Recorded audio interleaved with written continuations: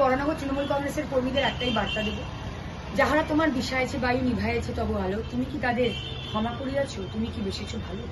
অবশ্যই আমাদের সেই মানুষগুলোকে, সেই দলগুলিকে মনে রাখতে হবে, সেই মুখগুলিকে মনে রাখতে হবে যারা তাদের রাজনৈতিক স্বার্থ চরিতার্থ করার জন্য মিথ্যে চক্রান্ত করে আমাদের দলকে, আমাদের নেত্রীকে, আমাদের নেতাকে কালিমালিপ্ত করার চেষ্টা করে চলেছে প্রতিনিয়ত।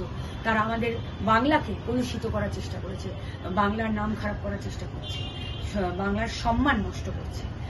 সেই মানুষগুলোকে আমার মনে হয় যে যথাযথ উত্তর তারা তখনই পাবে যখন আগামী 26-এ নির্বাচনে আবার মানুষের দুহাত তুলে মমতা বন্দ্যোপাধ্যায়কে আশীর্বাদ করবে এবং মমতা বন্দ্যোপাধ্যায়কে চতুর্থবারের জন্য মুখ্যমন্ত্রীর আসনে বসতে দেবে। সেই সময় আমার মনে হয় তাদের উচিত জবাব দেওয়া হবে এবং তার জন্যে আমাদের প্রত্যেকজন কর্মীকে আমাদের ঝাঁপিয়ে পড়তে হবে এবং বাড়ি বাড়ি গিয়ে মানুষকে পরিষেবা দিতে হবে। কারণ আজ 7 বারের সাংসদ এবং 3 বারের মুখ্যমন্ত্রী মমতা বন্দ্যোপাধ্যায় কিন্তু মানুষকে পরিষেবা দিয়েই, মানুষের জন্য কাজ করেই তিনি নির্বাচিত হয়েছেন মানুষের দ্বারা।